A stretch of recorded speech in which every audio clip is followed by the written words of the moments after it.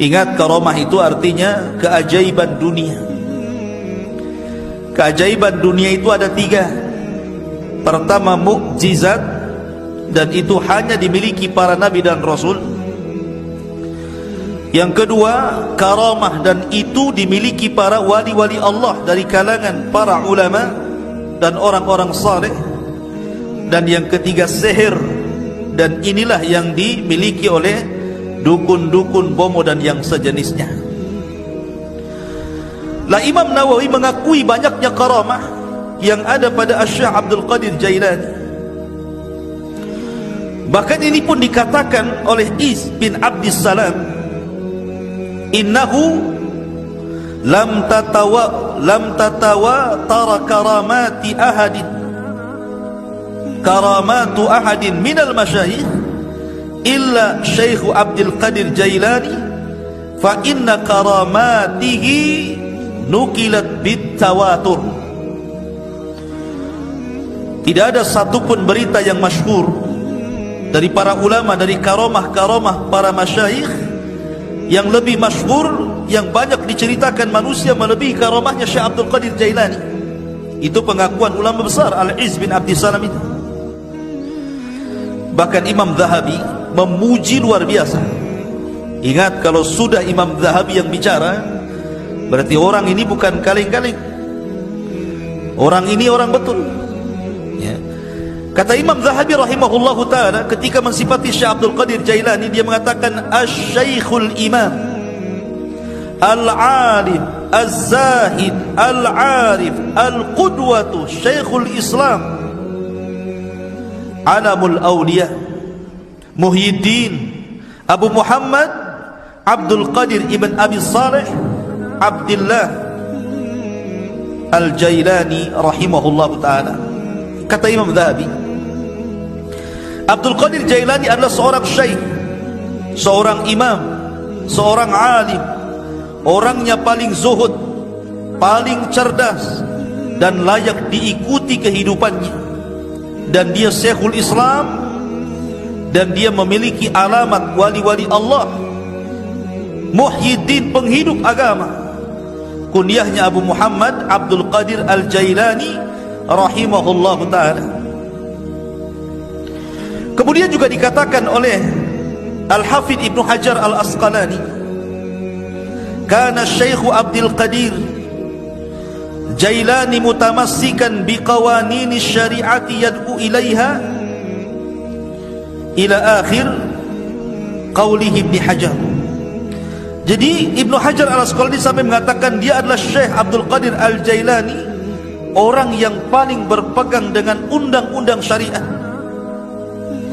Bahkan dikatakan oleh Al-Imam Ibnu Qudamah Al-Maqdisi, Ma'ruf Ibnu Qudamah, dia mengatakan dakhalna bi Baghdad sanata 61 wa 500. Aku masuk ke Baghdad pada tahun 561 Hijriah. Fa idza Syekh Abdul Qadir Jailani biha intahat ilaiha biha ilman wa amalan wa halan wastiftaan.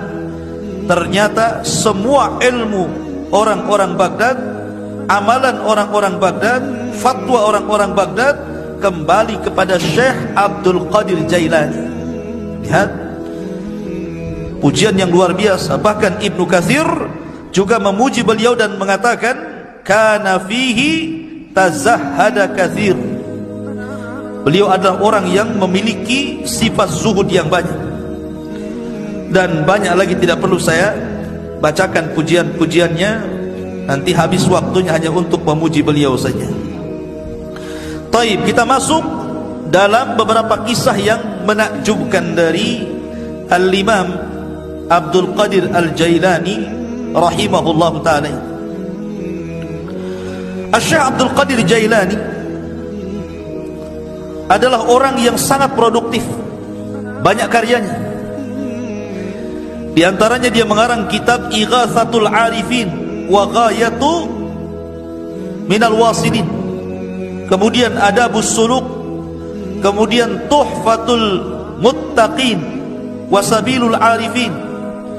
Kemudian juga yang paling dikenal kitabnya adalah Gunyah li Talibi Tariqil Haq, Kemudian juga yang paling dikenal kitabnya adalah Futuhul Ghaibi. Kemudian juga Fathur Rabbani, Fathur Rabbani ma'ruf. Kemudian juga kitabnya At-Tariqu Ilallah. Dan banyak lagi kitab-kitab beliau. Artinya beliau memang produktif, banyak karyanya, luar biasa. Lah sebagaimana para ulama yang lainnya, ikhwatul fillah muliakan Allah Azza wa Jalla, Syekh Abdul Qadir Jailani ini meninggal, ayahnya ketika baru meninggal, baru melahir, beberapa bulan setelahnya ayahnya meninggal. Artinya Syekh Abdul Qadir Jailani ini yatim. Dan yang mencetak dia menjadi ulama besar itu rupanya ibunya. Sering saya ulang-ulang, banyak para ulama dunia yang mencetak ulama siapa? Ibu-ibunya. Imam Syafi'i dicetak ibunya, Imam Ahmad yang cetak ibunya. Termasuk juga Syekh Abdul Qadir Jailani yang mencetak menjadi ulama besar adalah ibunya, karena dia terlahir yatim. Ibunya adalah wanita yang sangat salihah, dan nasabnya saya katakan tadi sampai kepada Husain ibn Ali. Artinya dia seorang Husainiyah, wanita dari ahli bait, keturunan Husain ibn Ali ibn Abi Talib radhiyallahu anhu. Lah Syekh Abdul Qadir Jailani ini lahir di Jailan. Jailan ini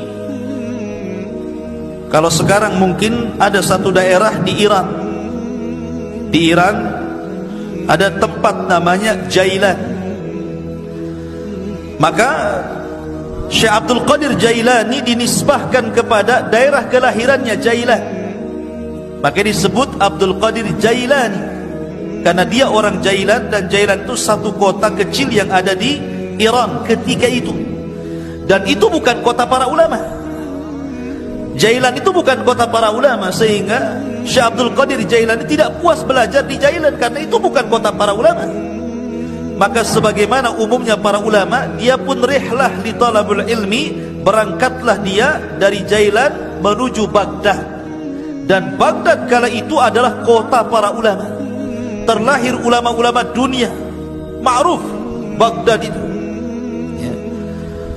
Tetapi sayang ketika diserang oleh Tatar, tentara Mongolia, maka tentara Tatar banyak membakar kitab-kitab para ulama sehingga banyak yang hilang sampai hari ini. Keganasan Mongolia ketika menyerang Tatar di zaman Syekhul Islam Ibnu Taimiyah rahimahullahu ta'ala.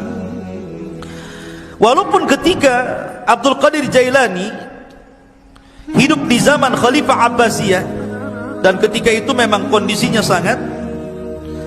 sangat memprihatinkan karena banyak terjadi huru peperangan, di mana orang-orang Antokiyah, orang-orang Salibi itu, orang-orang Nasrani menyerang kaum muslimin, dan ribuan kaum muslimin banyak meninggal dunia. Memang banyak kekacauan di zaman itu. Tetapi walaupun demikian, Baghdad itu masih negara atau kota yang sangat dicintai para talabatul ilmi karena masih banyak ulama yang hidup di situ. Salah satunya adalah tujuan safarnya Syekh Abdul Qadir Al-Jailani rahimahullahu ta'ala ketika usianya 18 tahun. Kemudian dia safar dari Jailan menuju Baghdad, dan dia belajar di rantau selama 33 tahun baru pulang. Anda bisa bayangkan, besar-besar di jalan tuh, tua-tua di jalan ya. 33 tahun. Coba bayangkan, ini pondok Jabal Uhud nih, tiap minggu dijenguk, kadang-kadang minta pulang.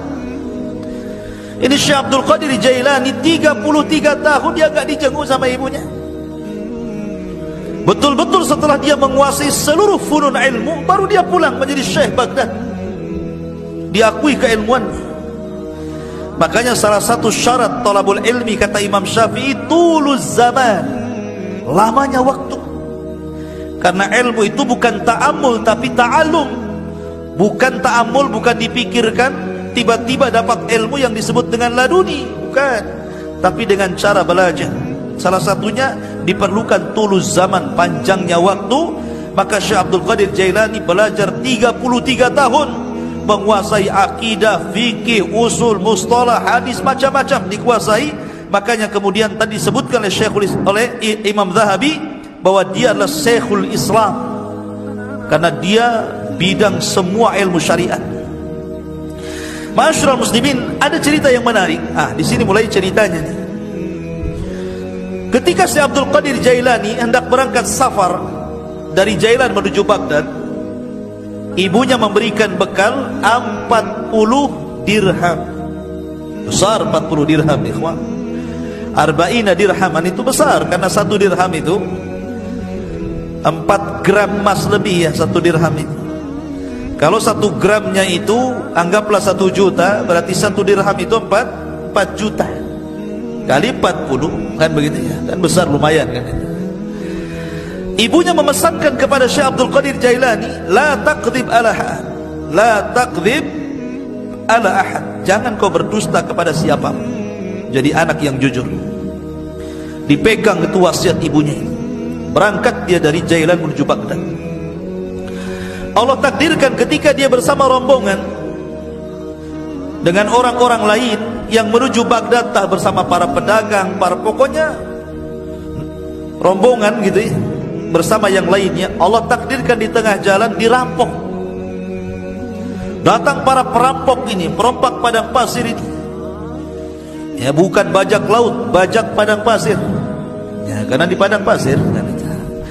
Jadi dikepunglah itu orang-orang, termasuk di dalamnya Syekh Abdul Qadir Jailani. Maka semua barang-barang orang itu diambil, namanya rampok. Yang ngerampok lah kan, diambil barangnya. Giliran terakhir kepada Syekh Abdul Qadir Jailani. Kamu punya barang apa? Kata Syekh Abdul Qadir Jailani, indi arba'ina dinar. Ngaku pula dia, saya punya 40 dinar. Dicari, gak ketemu. Kamu bilang kamu punya uang 40 dinar. Kata Syekh Abdul Qadir Jailani, iya saya punya 40 dinar. Mana uang itu? Akhirnya dicari-cari ketemu. Ini ketua rampok ini heran. Biasanya kalau orang mau dirampok dan punya uang, pasti tidak akan ngaku. Apalagi Syekh Abdul Qadir Jailani ini menyembunyikan uang itu di tempat yang sangat rapi, susah untuk ditemukan. Tapi jujur dia ingat kata-kata ibunya, jangan dusta. Walaupun yang nanya perampok ngomong saja. Itu maksudnya.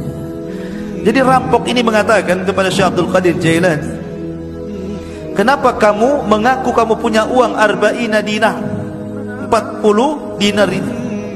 Maka dia mengatakan, karena aku sudah berjanji kepada Allah, kemudian kepada ibuku dan kepada diriku sendiri, alla aqdhib ahadan, aku tidak mungkin dusta kepada siapapun, termasuk kepada kamu wahai para perampok. Dari situ tersentuh dari kata-kata Syekh Abdul Qadir Jailani. Maka rampok ini seumur hidup tidak pernah menangis. Ketika itu dia meneteskan air mata karena melihat kejujuran Syekh Abdul Qadir Jailani, dan setelah itu dia bertobat dari rampoknya. Perampok tobat karena melihat kejujuran Syekh Abdul Qadir Jailani. Karamah ikhwan ya. Ma'asyiral muslimin yang dimuliakan Allah Azza wa Jalla. Kemudian ketika dia sampai saja di kota Baghdad, ingat kota Baghdad itu sekali lagi itu ibu kota, kota yang metropolitan bahasa kita, semua serba mahal ya. Sementara bekal Syekh Abdul Qadir Jailani ini hanya bisa dimakan beberapa hari dan bulan, tidak bisa bertahan bertahun-tahun. Makanya disebutkan oleh para ulama bagaimana kesabaran Syekh Abdul Qadir Jailani ketika menuntut ilmu, ikhwan. Dijelaskan bahwa gini, jadi disebutkan oleh Al-Hafidh Ibnu Rajab Al-Hambali rahimahullahu ta'ala dalam kitabnya Dhailut Tabaqat Al-Hambali. Jadi Syekh Abdul Qadir Jailani ini karena sudah habis bekal sama sekali, gak ada yang dimakan. Akhirnya kemudian dia pun selalu datang ke sungai. Jadi sungai itu, di tepi sungai itu biasanya orang-orang pasar. Orang-orang pasar itu kalau tidak laku, maka sayuran-sayuran itu dibuang di tepi sungai itu. Jadi Syekh Abdul Qadir Jailani kalau sudah tutup pasar, dia nunggu di situ. Jadi kalau ada sayur yang dibuang, maka dia kutip, dia bersihkan, dia bawa pulang, dia makan. Sampai suatu ketika memang lapar betul. Maka sebagaimana kebiasaannya, karena ingat dia punya izzah ya, kemuliaan, dia tidak mau minta siapa, tidak mau jadi pengemis maknanya. Lah suatu ketika dia sudah menunggu, rupanya di sungai pun banyak juga orang yang sama seperti dia kelaparannya. Ketika sampai sudah habis sayur yang dibuang itu karena diambil orang. 3 hari berturut-turut datang ke situ sudah nggak ada, datang ke situ sudah nggak ada. Akhirnya dia 3 hari tidak makan, hanya minum, lemes, hampir mati. Paksalah kemudian dia duduk di majelis Yasin. Lah ketika dia duduk itulah dia sudah lemas, sudahlah, dah pasrah, matilah kan begitu kelaparan. Rupanya ada anak muda datang dari kejauhan masuk ke masjid bawa roti sama daging panggang. Dimakan di hadapan dia, ditengokin. Setiap dia makan roti, Abdul Qadir Jailani yang melihat dari kejauhan ikut mangap juga. Nama orang lapar. Lihat orang makan ikut lapar kan itu kan. Tengok dia makan mangap juga. Tengok dia ngunyah juga. Padahal nggak ada yang dikunyah. Orang laparnya seperti Fata Morgana kan itu dilihat. Akhirnya anak muda yang makan ini memperhatikan Syekh Abdul Qadir Jailani ini aneh. Didekati akhirnya dan ditanya, kamu ini siapa? Dan dari mana? Kemudian dia mengatakan, ana Abdul Qadir dari Jailan. Peranjat anak muda ini dan mengatakan, saya juga dari Jailan, sama dengan kamu. Siapa namamu tadi? Abdul Qadir. Siapa nama ayahmu? Si Anu. Siapa nama ibumu? Si Anu. Mana kampungmu ini? Gitu. Langsung gemetar orang itu dan mengatakan, sesungguhnya ibumu itu menitipkan uang kepadaku untuk dihantar kepadamu dan beberapa roti. Aku sudah putus asa mencarimu, sampai roti yang dititipkan ibumu ku makan juga, tapi aku takut mengambil uangmu, sehingga terpaksa aku makan bangkai karena darurat. Rupanya Allah takdirkan saya ketemu di masjid ini dengan kamu, wahai Abdul Qadir. Ini uang yang dititipkan ibumu kepadaku, ambillah. Tolong ikhlaskan roti yang dititipkan ibumu yang sudah kumakan. Ya. Lihat bagaimana kondisi Syekh Abdul Qadir Jailani. Ini thalabul ilmi namanya ya, kelaparan gitu.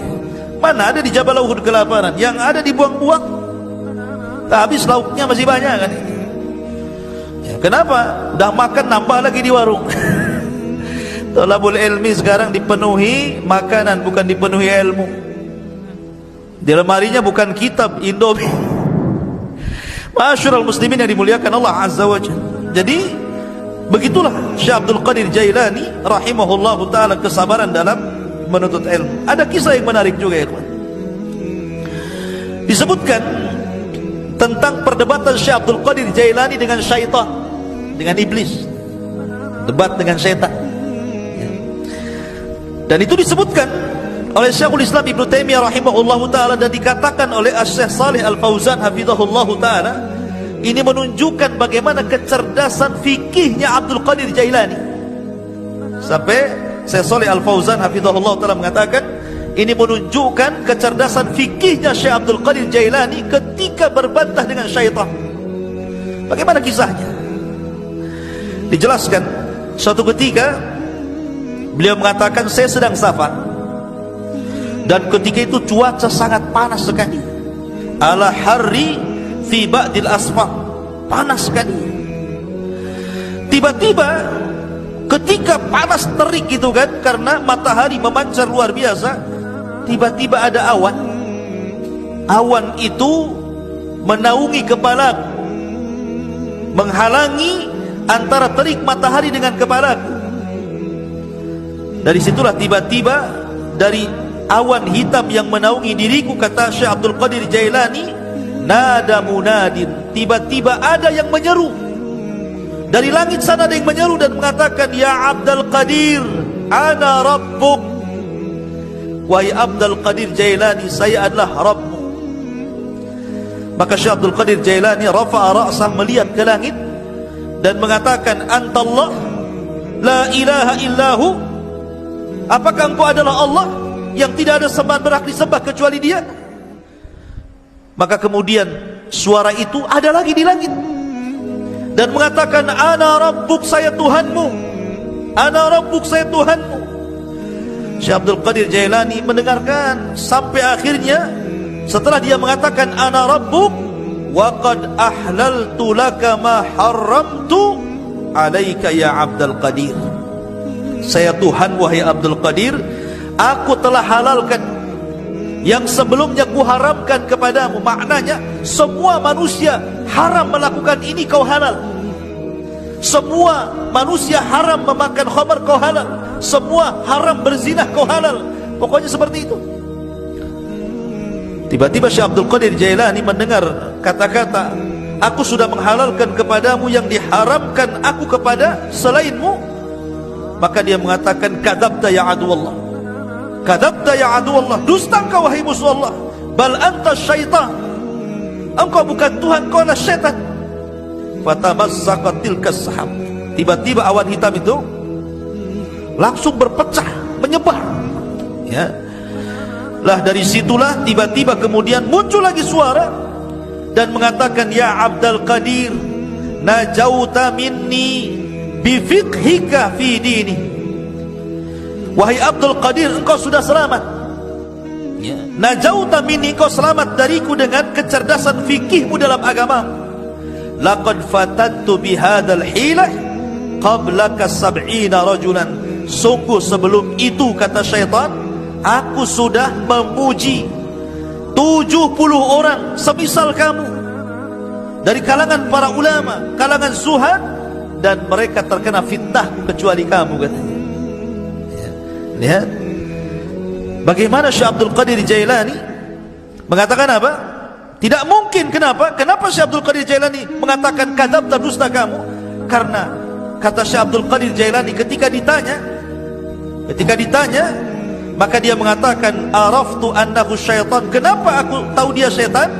Karena ketika dia mengatakan, aku halalkan kepadamu yang kuharamkan kepada selainmu, maka dia mengatakan, li anna ba'da Rasulillah sallallahu alaihi wasallam la tahlila wa la tahrim, tidak ada yang berhak menghalalkan dan tidak ada yang berhak mengharamkan setelah Nabi sallallahu alaihi wasallam. Bagaimana mungkin kalau kemudian dalam dunia tarekat, ya, di mana orang itu kalau sudah tingkatan makrifat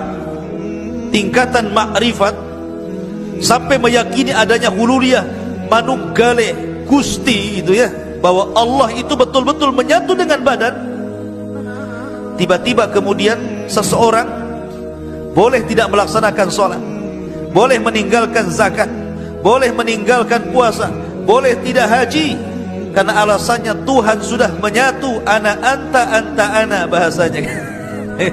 Saya kamu, kamu saya, katanya. Bingung dia, mana saya, mana Tuhan, karena menyatu masalahnya. Makanya terkadang makin makrifat itu bukan makin baik, makin bejat, kan begitu. Karena dia meninggalkan sholat, dia meninggalkan apapun. Ketika ditanya, kenapa anda tidak sholat? Siapa bilang saya tidak sholat? Bukankah Allah yang mengatakan, inna sholata li dzikri, sholat itu untuk mengingat diriku. Jadi kalau aku sudah ingat Allah, aku sudah sholat, katanya. Karena sholat itu untuk mengingat diriku. Apalagi kemudian Allah berfirman, u'budullaha hatta ya'tiyakal yakin, sembahlah Allah sampai yakin. Aku sudah yakin, ngapain aku nyembah, katanya, kan. Nah, kacau nih kalau sudah Quran dipelintir-pelintir. Padahal yang dimaksud sembahlah Allah sampai yakin, maksudnya sampai ajal. Yakin di sini maknanya ajal, kata Imam Ibnu Katsir rahimahullahu taala dan ahli tafsir yang lain. Sembah Allah sampai mati, bukan sampai yakin. Artinya kalau sudah yakin tidak perlu sembah, gitu. Nah, itu kebelinger tuh. Ma'asyiral muslimin, jadi Syekh Abdul Qadir Jailani mengatakan apa? Dia mengatakan bahwa setelah Rasul tidak ada yang menghalalkan, tidak ada yang mengharamkan.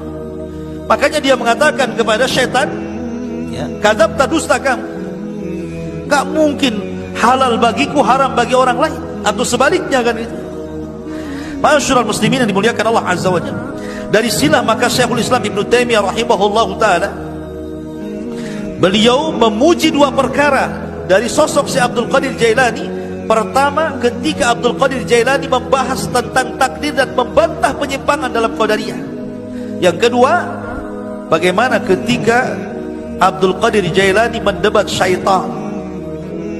Dari sini salah kata Imam Ibn Taimiyah, aku sangat mengagumi Syekh Abdul Qadir Jailani, sebagaimana disebutkan Imam Abdul Qayyim dalam kitabnya Madarijus Salikin fi iyyaka na'budu wa iyyaka nasta'in.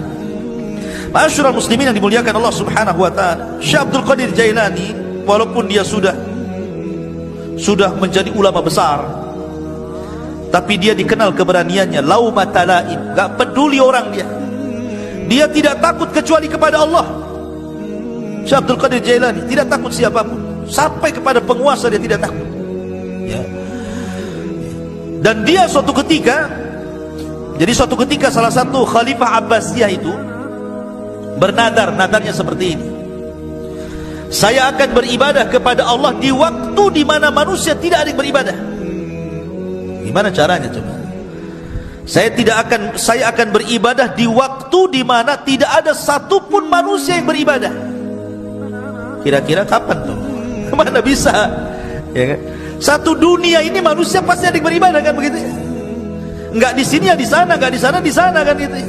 Kapan waktunya coba? Mana kita tadi tahu sampai bernadar seperti itu, saya akan beribadah di waktu manusia tidak ada yang beribadah? Mustahil.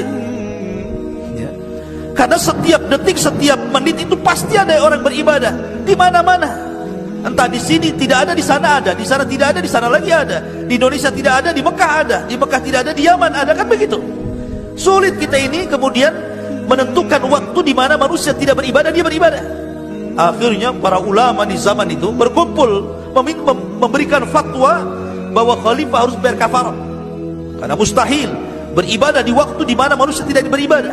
Khalifah harus bayar kafarah, kafaratul yamin, puasa 3 hari berturut-turut atau memberi makan 10 fakir miskin. Tiba-tiba Syekh Abdul Qadir Jailani mengatakan, tidak, kamu harus tetap beribadah di mana manusia tidak ada satupun yang beribadah dengan ibadah yang sama dengan kamu. Kata Khalifah bingung, kenapa Syekh Abdul Qadir Jailani memfatwakan seperti itu? Yang lain mengatakan bayar kafarah, dia pula kau harus tetap melaksanakannya. Kata Khalifah, lalu ibadah apa itu? Kalau saya sholat hari ini, di sana sudah ada orang sholat. Kalau saya puasa hari ini, di sana sudah ada orang berpuasa. Kalau saya umpamanya sedekah hari ini, di sana ada orang sedekah. Ibadah yang mana yang tidak bisa kemudian sama waktunya dengan orang lain? Katanya, Syekh Abdul Qadir Jailani, kau harus berangkat ke Makkah, kau umrah. Setelah kau umrah, kamu harus menyempatkan untuk tawaf di saat manusia tidak ada yang tawaf di situ. Ya. Akhirnya dia pun betul-betul umrah. Kemudian dia mendapatkan waktu di mana tidak ada satupun orang yang tawaf. Disitulah dia tawaf. Ya. Kalau kemarin pas ya Ka'bah lagi kosong corona ya, nggak ada orang tawaf gitu ya. Ya. Tapi yang jelas bahwa dari peristiwa ini terkenalah nama Syekh Abdul Qadir Jailani. Dari kasus ini terkenal nama Syekh Abdul Qadir Al-Jailani rahimahullahu ta'ala. Ma'asyiral muslimin yang dimuliakan Allah Subhanahu wa ta'ala, Syekh Abdul Qadir Jailani banyak perkataan-perkataan emas beliau yang kita bisa petik dari untayan-untayan kata-kata mutiara beliau. Di antaranya beliau mengatakan, tir ilal haqqi bijanahi alkitab was sunnah, terbanglah kau kejar kebenaran dengan 2 sayap Al-Quran dan sunnah. Kemudian juga beliau mengatakan, akhrijud dunya min qulubikum ila aidikum fa innaha la tadurrukum, keluarkan dunia dari hati-hati kalian, letakkan di tangan-tangan kalian, karena kalau itu yang kalian lakukan maka dunia tidak membahayakan diri kalian. Itulah zuhud namanya, meletakkan dunia di tangan dan mengeluarkan dari hati. Sebab kalau dunia lenyap, hati tidak terganggu karena dia serahkan kepada Allah Azza wa Jalla. Itulah hakikat zuhud. Walaupun dia kaya, selama kekayaan berada di tangan, hatinya diserahkan kepada Allah. Walaupun harta harus hilang, maka hati tidak mungkin terpikirkan dengan hilangnya harta. Kemudian beliau mengatakan, la tadlimu ahadan walau bisu'i dhannikum fa inna rabbakum la yujawizu dzulma zalimin. Jangan kalian menzalimi siapapun walaupun dengan suudzon, karena Rabb kalian tidak mungkin melewatkan kezaliman orang yang zalim. Orang zalim itu terbatas, ya. Tidak mungkin kalau dia menzalimi kemudian betul-betul kita ini mendapatkan kecelakaan sesuai kehendaknya. Tidak, karena kezaliman yang dia lakukan pun sudah dicatat di Lauhil Mahfuz. Bahkan dalam khutbahnya beliau mengatakan, ayyuhan nas, wahai manusia, ya ibna Adam, wahai anak Adam, ish ma syi'ta fid dunya fa innal mauta sayatik. Hiduplah kamu di dunia sesukamu, karena kematian akan mendatangi kamu. Wa ahbib dunya mastata' fa innaka satufariqaha. Cintai dunia sekehendakmu, karena dunia pasti akan meninggalkan kamu. Wa'mal ma mastata'ta fa innallaha bi amalika sayuzik. Beramalah semampu kamu, karena sungguhnya Allah dengan amalanmu akan membalas seluruh amalan. Dan banyak kisah-kisah yang menarik, tetapi kalau kita melihat Syekh Abdul Qadir Jailani ini, ikhwan, dia seorang ulama Hambali. Ingat, seorang ulama Hambali. Memang dia itu punya kelebihan, kalau dia berceramah, memang dia seorang orator. Orang itu mudah menangis apabila mendengar kata-kata Syekh Abdul Qadir Jailani. Makanya kalau dia membuka majlis ilmu, majlis taklim itu, yang datang ngaji setiap kali menyampaikan kajian 70.000 rajulin, 70.000 talabatul ilmi, 70.000 para talabatul ilmi itu nomplok di masjidnya itu. Coba bayangkan, sekali kajian tuh. Kalau di musim corona ya nggak ada yang ngaji, ya kan? Walaupun tidak di musim corona, siapa kecuali tabligh akbar lah ya, bukan kajian rutin. Kalau kajian rutin berapa orang aja kan itu. Ini setiap ngaji 70.000 numplak di situ, coba bayangkan. Kan ulama luar biasa. Ya, makanya kemudian terlahir para ulama dari Syekh Abdul Qadir Jailani. Dan banyak para ulama sezaman dia mengambil akhlaknya, mengambil petuahnya, dan dia pun melahirkan ulama-ulama dunia setelahnya. Tetapi para pengikut setelahnya sampai hari ini banyak yang gulu ekstrim, melampaui batas, bahkan memuji Syekh Abdul Qadir Jailani melebihi kapasitas dia sebagai manusia. Bahkan ada yang sampai menuhankan, naudzubillah, ya, sampai menuhankan Syekh Abdul Qadir Jailani. Dia manusia, dia ulama, sama dengan ulama-ulama yang lainnya, karyanya banyak. Terkadang orang-orang yang mengkultuskan Syekh Abdul Qadir Jailani, dia sendiri tidak paham siapa Abdul Qadir Jailani, bagaimana karya-karyanya, bagaimana pengetahuannya, bagaimana pendapat-pendapat dia seputar sholat, seputar zakat, seputar puasa, muamalah. Kadang nggak paham, ya. Dia hanya terbawa cerita orang, terkadang cerita khurafat-khurafat yang ditimbulkan, yang tidak ada sanad kepada beliau, akhirnya mengkultuskan dan sampai menuhankan, naudzubillah. Ingat bahwa manusia tetaplah manusia. Kita hargai dia seorang ulama besar, ulama hadis, ulama tafsir, ulama fikih, sama dengan ulama-ulama yang lainnya, ya. Dan kita mendoakan rahimahullah, semoga Allah merahmati Syekh Abdul Qadir Al-Jailani. Apalagi nasab beliau memang dua-duanya keturunan Hasan dan Husain, dari jalur bapaknya Hasan dan dari jalur ibunya adalah Husain.